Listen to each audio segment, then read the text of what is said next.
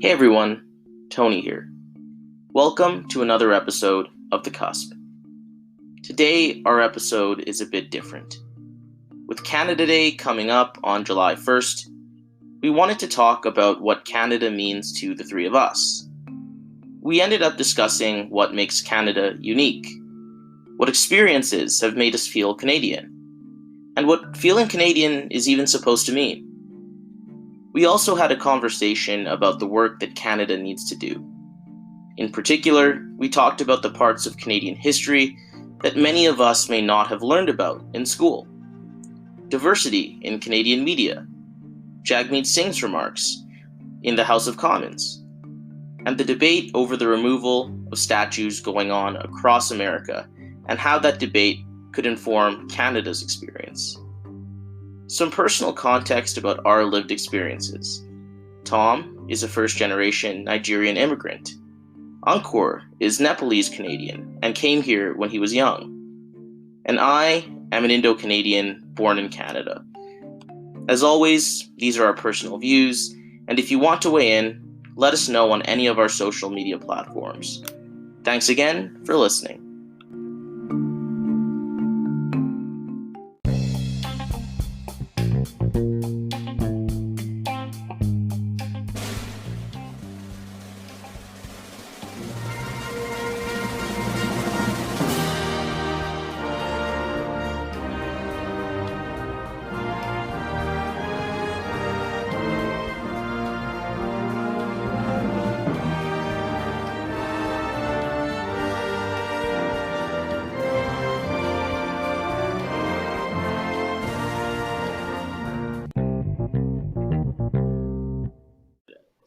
But if you asked me after I took history in grade 6 or even high school,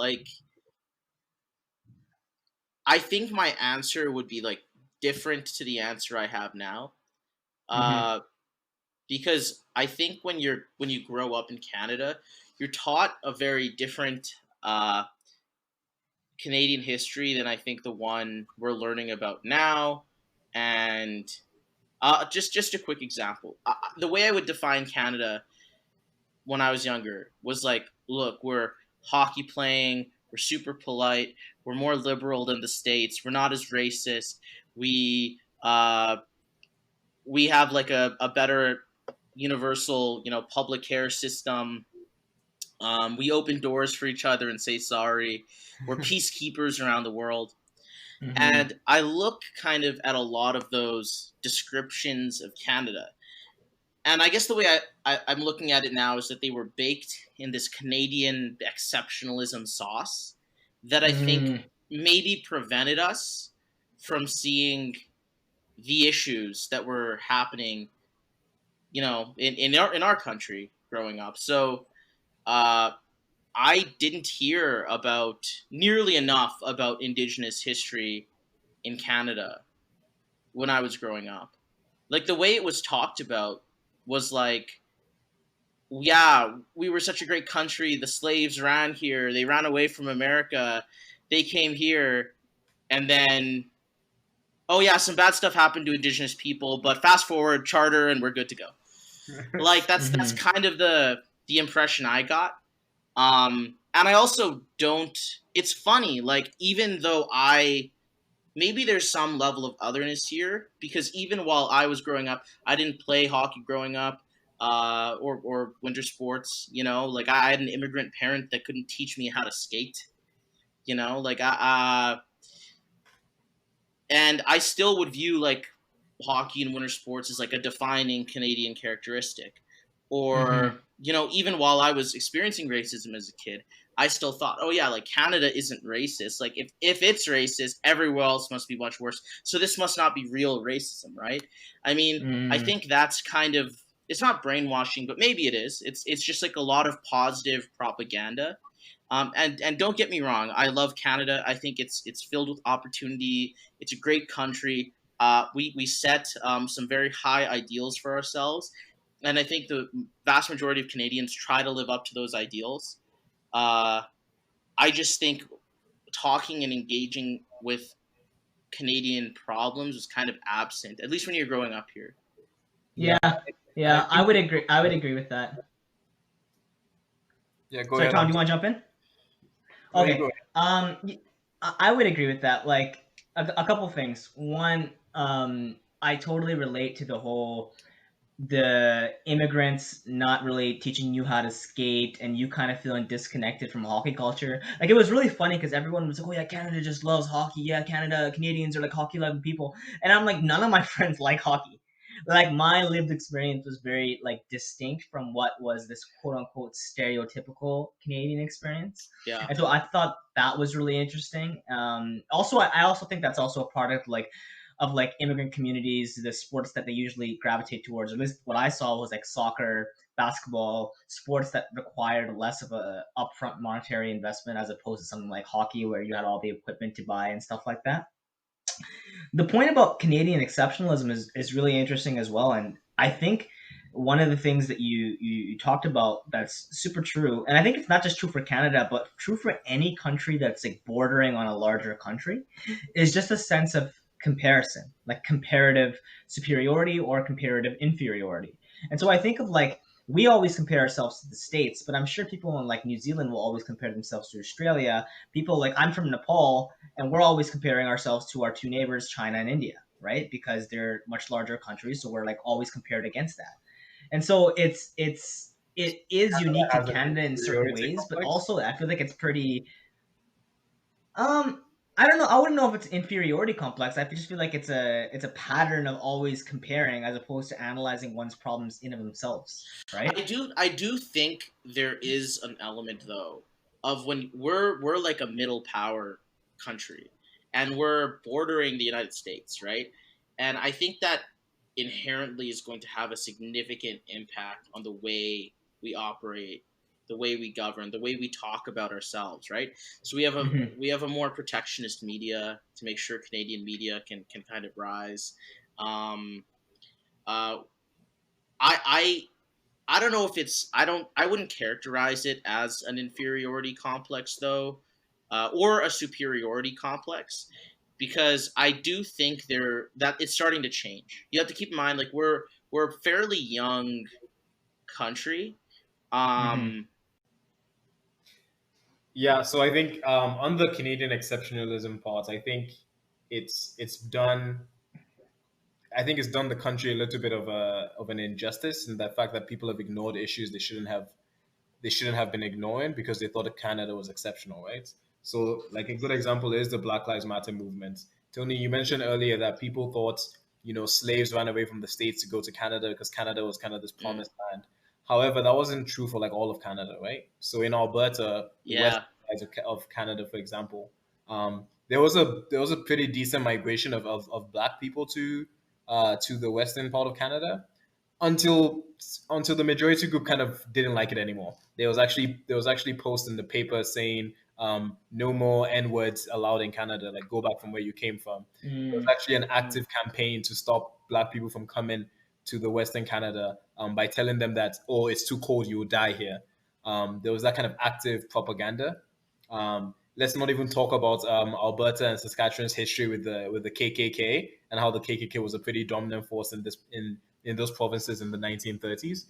Um, it's a fresh history. Like some of our grandparents, some people's grandparents and parents lived in that history, right? So um, I think so on that part of Canadian exceptionalism, I think Canada has come a long way, but it's an injustice or a disservice to not actually look at those issues thoroughly so that we can continue to progress as a country. So that aside, like my own experiences coming in as like a fresh face, fresh blood, I guess. In when I was Fresh blood. when I was 17 is a bit interesting, right? Because I think I was trying to pick between going to the UK and going to Canada, and like one of the major reasons I picked Canada was there was a clear path for me to become a citizen that I didn't find in other places. mm, Which is the whole idea of Canada's like point based immigration system. It has its own issues, but at least compared to other countries, it was a clear system for me to feel like I can come here and I can eventually become Canadian, and it's a pretty clean cut path, right? That was really helpful. I also wanted to come here because I felt that um, in the UK, people were just a bit. a bit more cold, a bit more abrasive. Mhm. Canadians were not like that. But when I came to Canada, I also learned about like polite racism, right? People who might not be racist to your face, but you Mm. can always tell that they don't look at you the same way. They might think something different of you, right?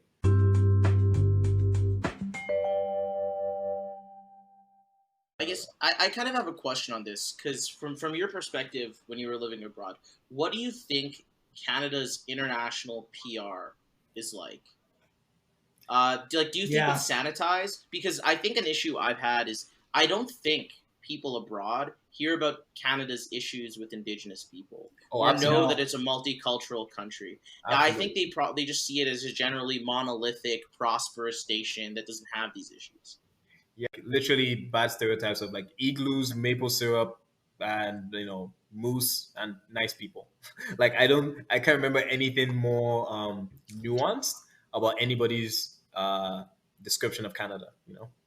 I remember this Did you experience I did you had. see it as a? Sorry, go ahead, Tom. Yeah, I remember this experience I had when I was, I think, like 18 or 19. I was abroad, and uh, I was talking to this person, and I was like, "I'm Canadian." Like I was telling her where I was from, and she was like, "I don't believe you." And I was like, "Really? Why?" And I pulled out my Canadian passport and the Canadian 20 and like all this stuff, and she's like, "I still don't believe you."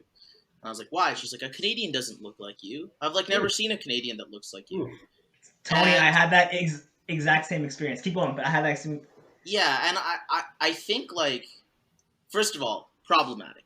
But beyond that, beyond like the individual, I think that speaks to an issue internationally with Canada's PR, the way they present themselves.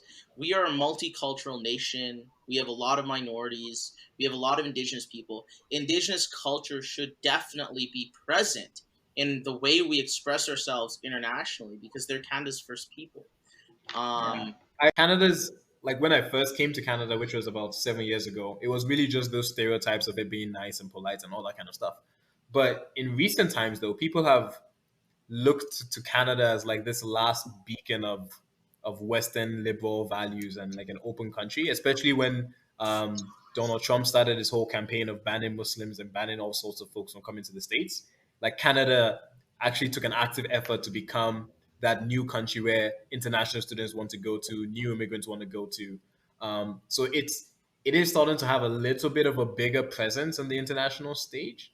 But however, it does polish over its history and its multiculturalism a Yeah. bit. Well, I just wanted to chime in, Tony. The story that you said actually really resonates with me because so I grew up in Canada and I grew up in very multicultural neighborhoods, and for the most part, like honestly, I never really saw, I would say, overt acts of racism. I'm not saying that they don't exist, just in my personal lived experiences, I don't think I ever saw anything overt.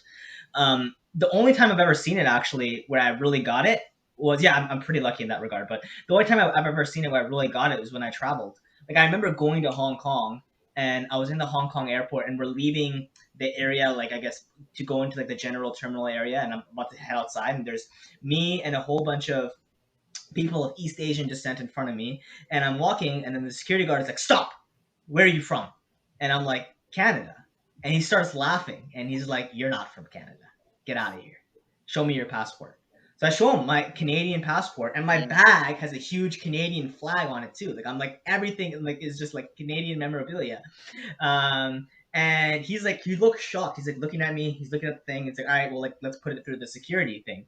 And I'm looking at the other guy in front of me, and he's a Middle Eastern dude. And I'm just looking at him. We both are just like, I don't know what to say. And then we get through. But yeah, like to that point, like that was the only time where I've really gotten it. And I was just thinking, I was just like, do people just think we all look one way? Like, how come this guy didn't think I looked Canadian?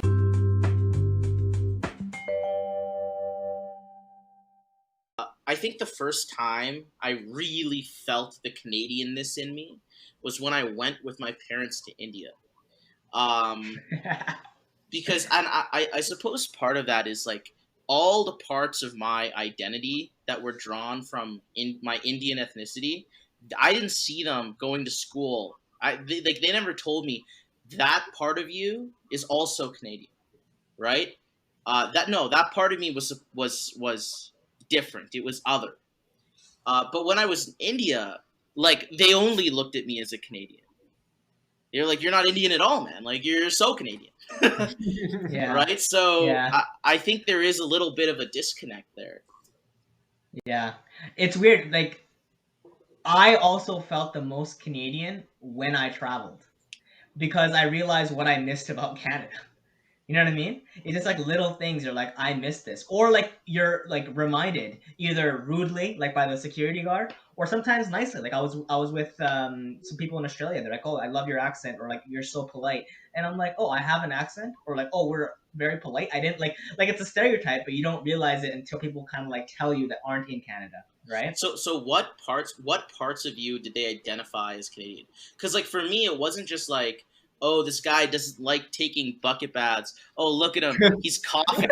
It's just a little air pollution. He's coughing so much, you know, like my lungs are weak because they were raised on this fresh Arctic air. But Yeah. but I don't know. I don't think it's like just that. I think like it was like this cultural approach, like very rule following. Like I don't Yeah. know. Like I think in part for at least people overseas, Canadianness is defined by like the opportunities you get in Canada. Was my perspective, but I don't know. What do you guys think? Well, my perspective is hella different because I came to Canada. I wasn't born here. I came after, and the moment for me where I felt Canadian is a bit more silly.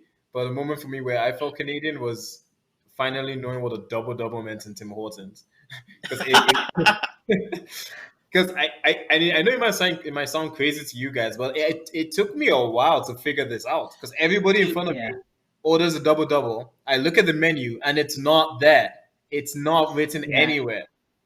And I No, that's not crazy to me at all, man. Because I didn't know what a double double was until like at least high school. And it's because like Same. takes like what Indian parent takes their kids to Tim Hortons? They're just gonna make chai at home, you know, like. Yeah. So I didn't know Yeah. what that was like. The first time So I can we really can we talk about Tim Hortons for a sec? Because I feel like this thing has just become like this unifying symbol A of meme. Canadian identity. But the coffee is trash, and a lot of the food isn't very good either. Okay, hey, whoa. Let's slow down. You know, and this is a bit of a scale. So for context, I was born and raised in Canada. Ankur came here as a small child, and then Tom came here when he was in high school. So this might explain why I personally am fine with Tim Hortons coffee. You know, Tom probably think it's horrible. I will say I think it's okay. I think it's okay. I will. Tim Hortons, I don't think is overrated. I think it's pretty good. Like I actually will say it's cheap. Like I think the in terms of the cost, like you can't beat the cost at Timmy's. But I will say, come on, like you gotta add a little multiculturalism into the Timmy's menu. Get me a butter chicken wrap. You know, like how do you not have one? How do you not have one, man? Like, that's not even a high bar. Don't they have chai yet, or did they just have tea? I guess. Oh, I don't. Yeah. Well, I will say this though, like for me, we talked about when we felt the most Canadian. A was when I traveled, and B was when I returned to Canada and I walked in the airport and I just see people from all different ethnicities and walks of life and different like just this broad swath of diversity, and they're all lined up at a Tim Hortons line. And that's probably the moment where I felt the most Canadian, even though I dislike Tim Hortons. I can't deny that it feels Canadian. The like domestic arrivals, Timmy, is like a tradition. I am glad that they have the Timmys at the airports.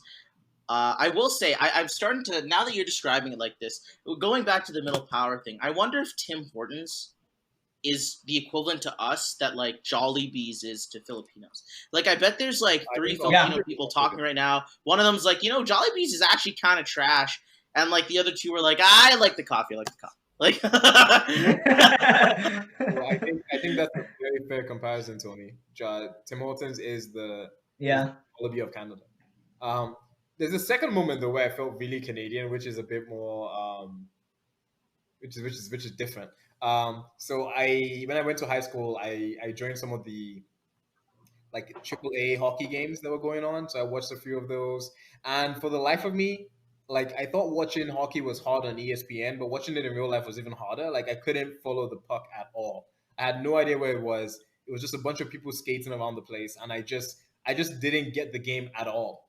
But fast forward like a year later, and I watched another like AAA or WHL hockey game, and I could predict the movement of the puck.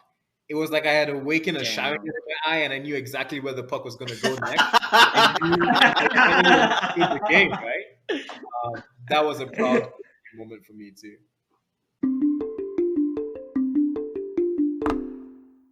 Yeah.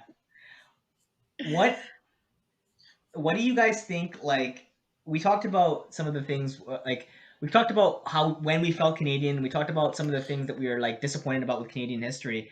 What do you guys like think about when you think about like, yo, I'm proud to be Canadian? Like, what are some things about Canada that you're like you would like to like brag about? Yeah, I guess just sorry, just before I answer that question, in terms of like I guess like I don't wake up and feel Canadian. I just accept that I am Canadian, and like no one gets to tell me I'm not. Hmm. So I don't know. Like I guess the way I live is this country has to accommodate me. It has to give me opportunities. It has to give me a chance because I was born here. I was raised here. Even if I wasn't, it doesn't matter. Canada is supposed to be a multicultural country. It's supposed to be a country where everyone has life, liberty, security, person. I get those things too. So I guess like I don't wake up on a particular day and feel Canadian. There are some days I feel prouder to be a Canadian, and some Hmm. days less so because of some of the issues we've talked about. Yeah, I don't feel Canadian because I don't have my Canadian citizenship yet. But I'm even thinking when I do get it, would I actually feel Canadian at that moment? And I'm not entirely sure because I think when you come as an immigrant, like an adult immigrant, you you were born and raised in a completely different culture. It takes you a while to like kind of acclimatize to this new one. But I feel I'll always feel a bit foreign in Canada, and and whenever I go home, it also looks like home has moved on without me. So I always feel a bit foreign when I go home as well. And then there's this whole Hmm. idea of just feeling like I'm stuck between borders. It's not a uniquely Canadian phenomenon, but I think it's just an immigrant thing, where it gets harder and harder for you to fully figure out where you belong. Uh, I don't know how Canada can make me feel more Canadian. I don't know how that would. I don't know what has to happen for me to feel like okay, this is now my new home completely. Do you Do do you? you think it would just be like experiences? Because I've talked to my parents about Yeah. that too, and they've kind of told me the same thing, but like an updated like version of it. Like my parents told me they didn't really feel Canadian even after getting their citizenship until like 10 years in, and I think the biggest thing was like to your point, India moved on without them. Like they go back now and they feel like foreigners. Like they don't really relate to it as much, but also, I mean, they started a family here. They watch their kids go to Canadian universities. Like they've they've like really ingrained themselves in Canadian and I guess the ephemeral Canadian So what identity, you're right? saying is I So won't feel Yeah. Canadian until I'm a hockey parent. Yeah. Well, I will say, I don't know about I that. Like I don't know. I don't necessarily think it's when you like conform, right? I Mhm. think it's just like there's just gonna be a moment. I don't know. I don't know. Maybe there won't be. This is an individual experience. I would hope there's a moment where you feel like this country is yours. Yeah, yeah. It actually is something that I noticed with my parents, like similar to you, Tony. And I actually have a really funny story about it. So my family, like we all became Canadian citizens in 2006. I helped them study for the tests and everything. And I remember like helping my mom and my dad like study because I was learning Canadian history at school, right? And I remembered it was 2009 or 10 or something like that. And we had been citizens for maybe 2 or 3 years, and we were in Superstore, and there is like I clearly like a new cashier, and she I think she was of South Asian descent, and she wasn't doing a very good job. And after we're done, my dad is like, "Oh, these bloody immigrants, they can't do anything right." And I look at my dad, I'm like, "Dad, we were immigrants like 2 or 3 years ago."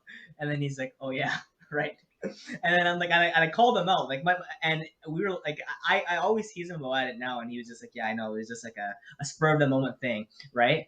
But it's really funny when I compare what my parents were like when we first came versus now, because like when we first came, my parents were like, "We don't trust politics because it reminds us of, politics is equal to corruption back home." Whereas now I can have hour long conversations about what's going on in politics with my dad, and he knows everything. He knows more than me because he watches CBC all the time. And so it's interesting to see that dichotomy between what it was like when we first arrived versus now. That's actually so funny, that gives me man. a bit of hope too. Maybe it is like you said, Tony, just time. It just takes time. Tom, well, I can totally like what I bet you're gonna do exactly what Uncle's dad did. Like they're gonna hand you your Canadian passport and you're gonna be like, close the floodgates. Close the floodgates. Oh my god! No, come on. We're good. We're good. I'm not a demagogue kind of right wing. Come on.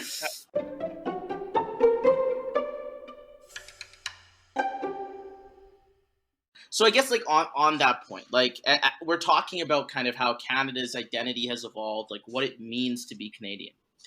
So I guess Yeah. to you two, I'm gonna bring up a controversial topic. We can keep it and we can take it out. But should the statues of John A. Mcdonald be taken down? Like, Well, why don't you explain both sides of the argument, Sure. and I'll give you my opinion after. so I guess like I'll elaborate on why people are talking about taking down the statues first.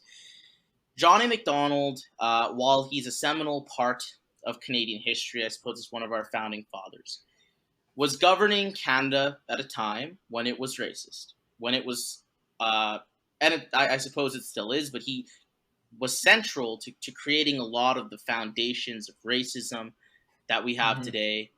Like the residential school system. The residential school system. He displaced a lot of Indigenous people as he encouraged settlers to move out west. The Canadian Pacific Railway, the exploitation of Asians in Canada, I think, was a significant issue as well. I think like none of this is going to be surprising to people listening, I hope, because back in the 1800s, white supremacy was just generally baked into a lot of these governments, and I hope you know that. And I think the perception is, and I empathize with this greatly, and I kind of lean towards this view, is if I was an Indigenous person and I'm walking into a courthouse and I see outside of it a statue of John A. Macdonald, even if he was central to the creation of the state, this person hated me, hated my people, and did direct harm to my people. So how can I trust, an institution that he created, and other people like him created, to give me a fair shake? And evidently, that's not happening. I suppose the other side of the argument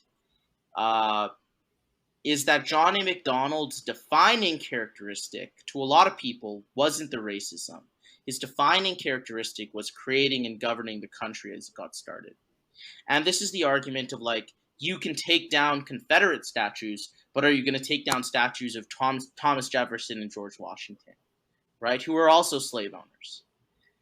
Yeah, so that's exactly kind of how I look at it whenever this whole issue of statues comes up, is what do we remember this person for primarily? And I'll give you the same debate is happening in England as well with Winston Churchill. People are saying Winston Churchill, if you didn't, he was a pretty racist human being, pretty awful guy in that sense. But when we think Winston Churchill, our primary reason of having him in our history books is because he was prime minister when England won or did what, beat the Nazis, right?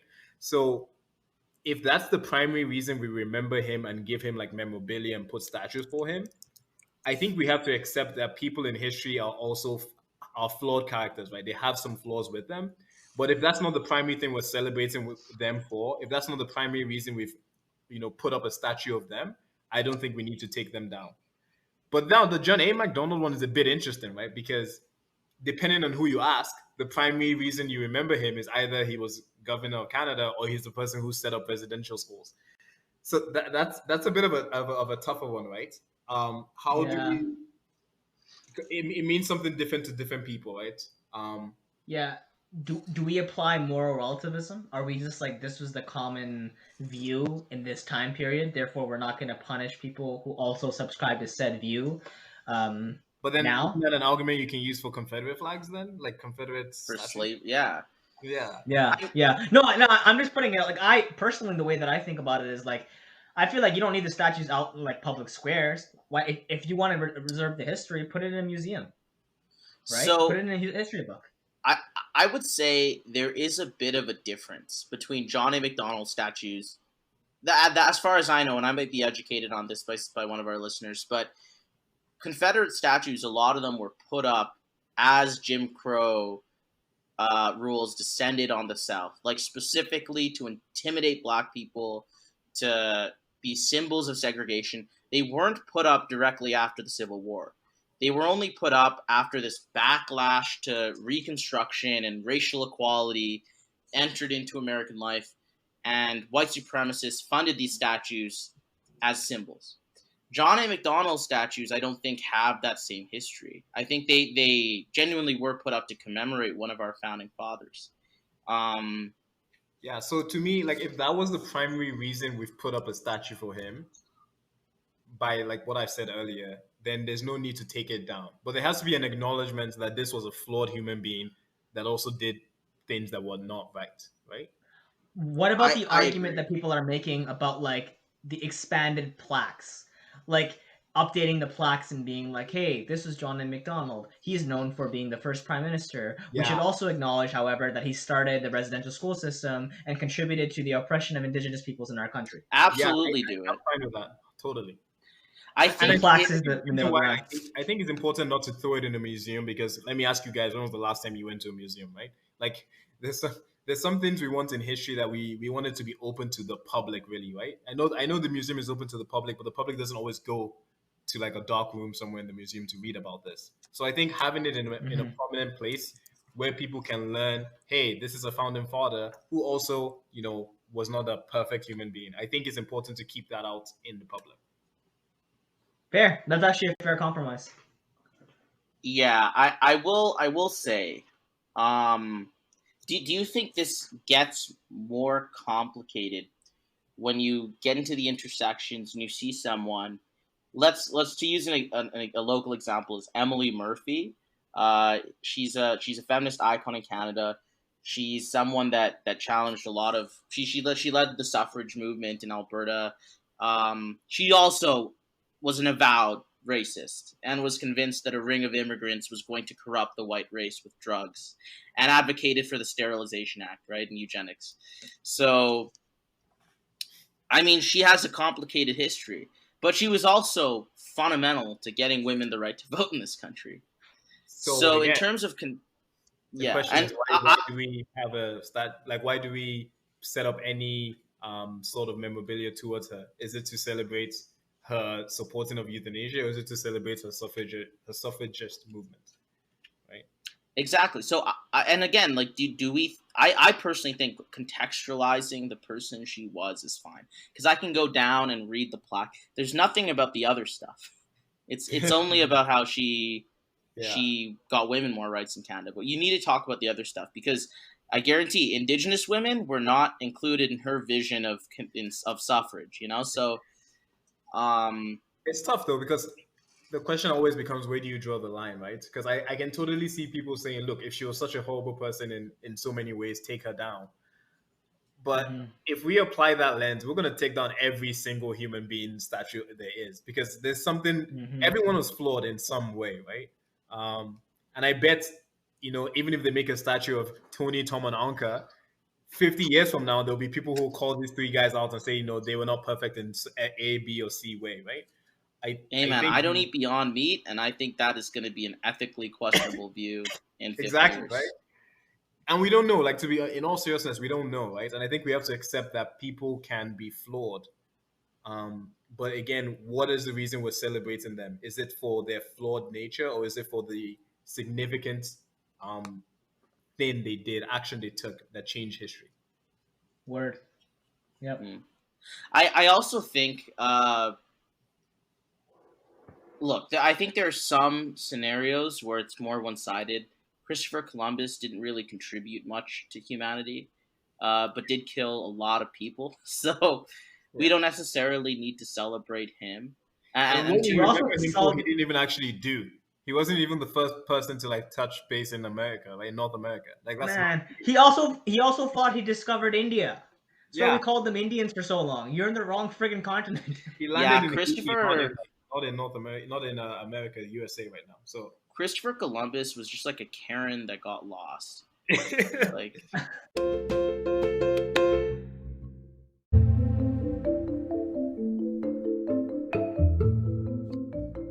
So, at this point in our conversation, we wanted to talk about the recent experience of Jagmeet Singh in the House of Commons, and we wanted to give you some quick context.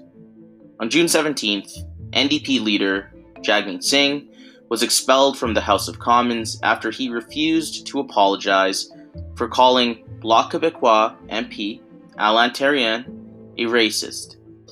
Alain Terrien was the only MP in the House of Commons who refused to support an NDP motion, which supported a review of the RCMP's budget, demanded that the RCMP release all of its use of force reports, and called for a review of the RCMP's public-facing tactics.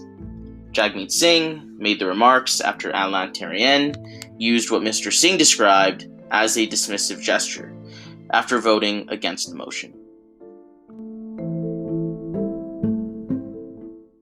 I think the reason why there's been a lot of frustration around this is that the media focus and the conversation has been more about Jagmeet's act of calling this person a racist than this MP's refusal to adopt this motion.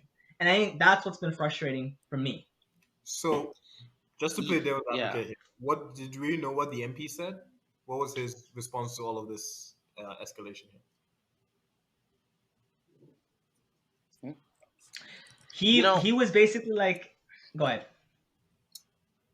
No, you can go ahead. From what I've heard, he was basically like, there is another committee investigating into this, and I don't think we need to double investigate into this. Okay, because I like, at first glance, I totally agree with Jagmeet that this guy was probably acting in a fairly racist manner. But how? I think the more interesting argument I've heard is, this whole idea of decorum in the house, because I've heard Trudeau say some pretty awful things, or is it Pierre Trudeau who called somebody a bitch? I don't remember who did that in Well, Justin called somebody a piece of shit. yeah. So I guess, like, sorry, just to chime in here.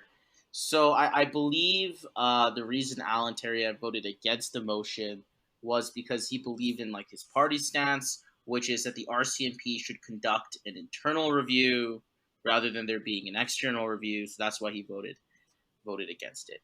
I would just say, I think it's a seminal historical Canadian moment when you have the first person of color to lead a major political party being booted out of the House of Commons for calling someone a racist when they're voting against a bill, again, that every other member of parliament voted for, which is specifically aimed at tackling systemic racism in Canada. I think all of that context matters. I don't know. I don't want to read into this, but I guess in the spaces I've been in personally, and like the people I've seen, if you told me there was an office of like 300 people, and the first brown person in a leadership position, or the first person of color in a leadership position, called a certain employee a racist, and they were sent home for the day for that, My presumption, personally, if that happens, is that there was some veracity to what that person of color was saying. Mm-hmm. Because people of color aren't making this stuff up. They have their lived experience. And I trust, like, Jagmeet Singh's lived experience in Parliament with this person.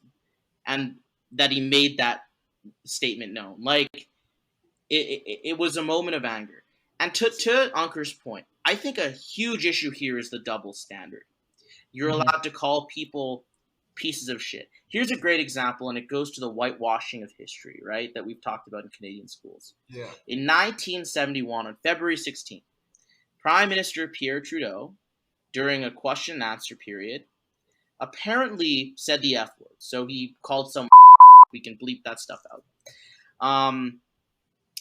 In an ambiguous answer to a question he was asked by another MP. He went out to the Canadian media after this period and said, "No, I didn't say the F word, I said fuddle-duddle." He was effectively trolling. He was effectively trolling the Canadian media, right? He said, "I said fuddle-duddle." This is a proud, historical, political moment in Canada. People love to talk about. You learn about it in elementary, junior high, high school. You learn about the fuddle-duddle moment. You watch clips of it. You see Pierre Trudeau saying this. You know, cue to the social study teacher talking romantically about Pierre Trudeau and his legacy in Canada, right? This is him saying a swear word, and he's credited for it. He wasn't kicked out of Parliament. He's now credited for it. He's viewed as a renegade.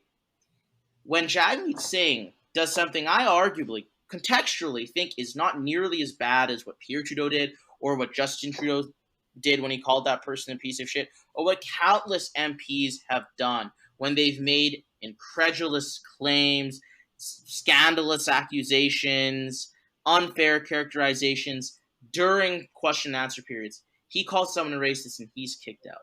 I think that's manifestly that's a double standard. Because, I mean, I think it's an uncomfortable thing to pull, right? Like, you wouldn't do that.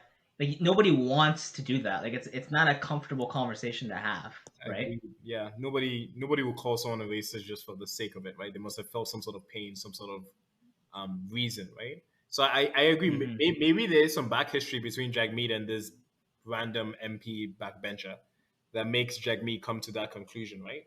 I do think, though, that the MP was, if anything, pretty tone deaf to what was happening around the country at the time. But like you said, this could have been a significant moment in Canadian history, and it seemed like a very tone deaf, dismissive gesture against millions of Canadians who felt like this is needed. And I guess, like, what is more offensive? Like, what? Yeah. Who did the more offensive thing?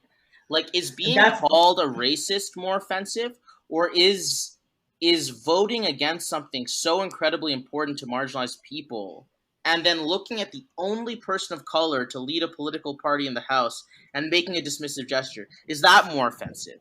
Because I think actions speak louder than words here. You know,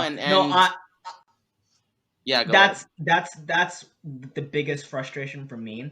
The next day, if you took a look at all the media headlines, everything was Jagmeet Singh calls MP racist. Jagmeet Singh calls MP racist. And there wasn't even a consideration like one MP blocks historic motion to address systemic racism in Canada. You know what I mean? And that was what pissed me off. It was like we were more mad at the person who called somebody racist and the person who helped uphold systemic racism in Canada. On that point, and like, look, a lack of diversity in Canadian media has been a thing. Minority, BIPOC journalists have been talking about for a while. You know, the overwhelming number of opinion journalists are white. I think like 98% or something incredible, some incredible statistic like that. White people generally manage and own and lead all of these media outlets in Canada. So there is a significant issue with diversity in Canadian media, and you see it expressed because they are talking about race ineptly. Not even in, like, first of all, I think the coverage of kind of the Black Lives Matter protests has been off. Like, I really think they're focusing on kind of the most negative aspects of it.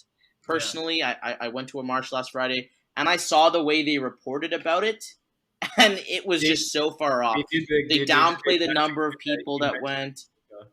They do the exact same thing. Yeah. Like when the protests happened, they didn't talk about, oh, people are marching against systemic racism in Canada. It was like, oh, these 3 people in Montreal broke into a store and were looting. Right? They did the same. Yeah. And it's been frustrating. Like, I don't know if you guys follow somebody named, I think her name's Sandella or Sandy on Twitter, but she is like a Black Canadian journalist, and she was talking about how she basically got called by CBC, and they were going to do an interview with her, and the lady was like almost done the pre-interview part, and it was like a pre-interview kind of just like filling out the questions, and then she's like, all right, Sandy, what do you think comes next? And Sandy's like, we need to have a serious conversation about defunding the police and reinvesting that money into mental health services and other parts of marginalized communities and stuff like that, right?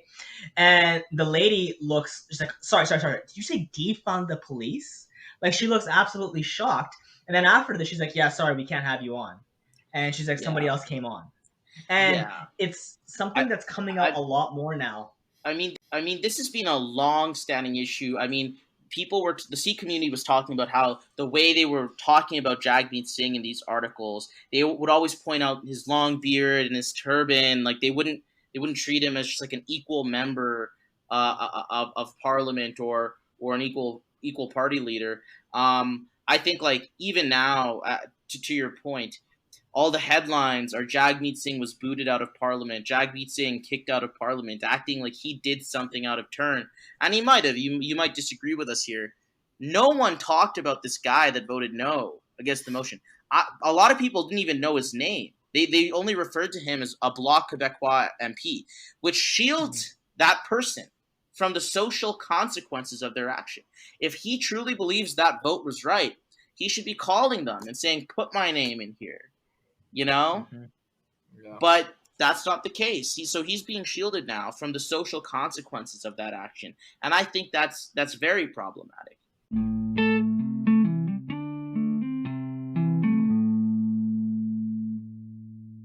Transition. Okay? How about this? Edmonton versus Calgary. We've lived all 3 of us have lived in both cities. And all 3 of us know about Calgary's, high shawarma and shisha bar per capita, and we all know about Edmonton's dominance in the donaire game. We're banning Shisha Lounges, so we're not even gonna have those anymore. What? Apparently, yeah, and starting in July, they're just all getting shut down. Why? Yeah. So I have some heated thoughts about this. Don Iverson, you got to stop this from happening. Are we gonna get into this? Let's go. I'm not a big fan of this myself, but I feel like it's a cultural meeting place. So I think it's a horrible move. Okay, explain. I might have a different take on Encore, but Encore, go ahead. Okay, so I think that, frankly, so the argument for banning shisha bars is essentially, from a public health perspective, they view it as we don't want to encourage people to smoke things, and B, we care about the secondhand effects of people inhaling smoke in shisha bars. So from a public health perspective, they don't like it. There's also been reportedly there's been like high rates of crime at specific shisha bars, reportedly, from the Edmonton. Okay, so there's nothing about that's their arguments for banning it. Induced ban. It's just they don't like shisha. No. It's just like a separate ban. Okay. So here's the thing. I think it's flawed for 3 reasons. Number 1, people think that the majority of the revenue that these shisha bar owners derive is from food. I've actually talked to shisha bar owners. It's not. For the most shisha bar owners, the majority of the revenue they derive is from shisha, and banning shisha would put their businesses out of business. Number 2, the public health argument. Frankly, I think that's like, you could argue that actual alcoholic bars, like an Irish bar, are more harmful from a public health perspective than a shisha bar is, right? So there's number 2. And shisha bars have also invested a shit ton of money in air ventilation, in specific regulations to make sure that they're abiding by regulations. And number 3, I think that banning shisha bars gets rid of an extremely important cultural gathering spot for several Canadians. Like, we talked about the changing Canadian Canadian identity. The Canadian identity is no longer just a bar. The kind of people that come to a shisha bar, like shisha bars add to the cultural mosaic that is Canada. And I think banning it would fundamentally shift that mosaic in a negative way. Yeah, I guess you covered a lot of ground there. Like to really drill the point home here, or you're gonna tell me bars are safer than shisha lounges? Like no one's driving home drunk from a shisha lounge. Like it feels like a manifestly cultural decision that Yeah. this nightlife activity isn't allowed because we're not familiar with it, and this other one is. I will also say there is a massive racial element here. These are minority owned businesses. You're gonna put minority owned businesses out of business during an economic downturn. I think that is a very questionable decision. What's the data Um, about this crime thing? Is that data? Has anyone actually vetted that data? Is it true in any way? It's honestly like from what I've read, it's honestly like a couple of bars that have like contributed to the vast majority of this problem, and then all shisha bars are kind of lambasted because of the actions of a few. You know what I mean? So are they saying crime does not come from other bars as well? Like again, it seems like a bit of a stretch. Yeah, it is.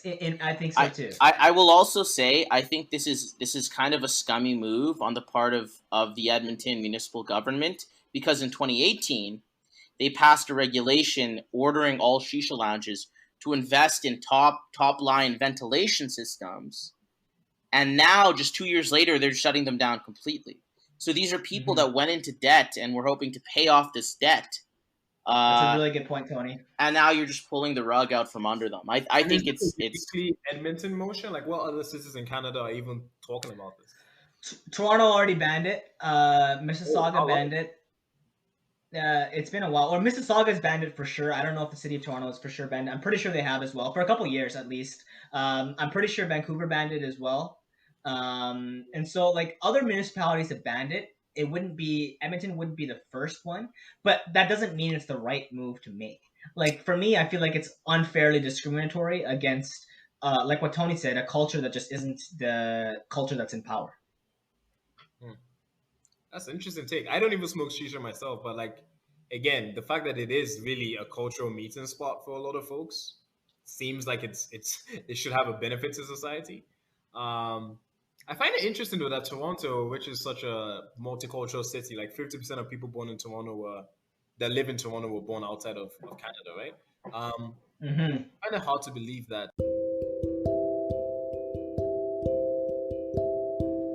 I do okay.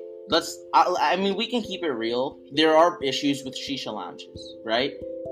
They don't really check ID, a lot of them, at least here, so you can kind of get in underage. It's an addictive habit if you get into it. You're inhaling nicotine. It's an addictive substance. It's bad for you. I think like if you go to a shisha lounge and use like the hookah, it's the equivalent of 30 cigarettes if you just do it yourself. There are issues. We're not encouraging people to pick this habit up or to go to shisha lounges even. We're just saying, do you ban it? Like, should the government ban it? Tony, all of those issues you mentioned, the same arguments that could be made for any bar or nightclub. Yeah, I don't know. Like, when someone gets stabbed in a nightclub, you shut down the nightclub. You don't shut down all nightclubs, right? Like... Yeah.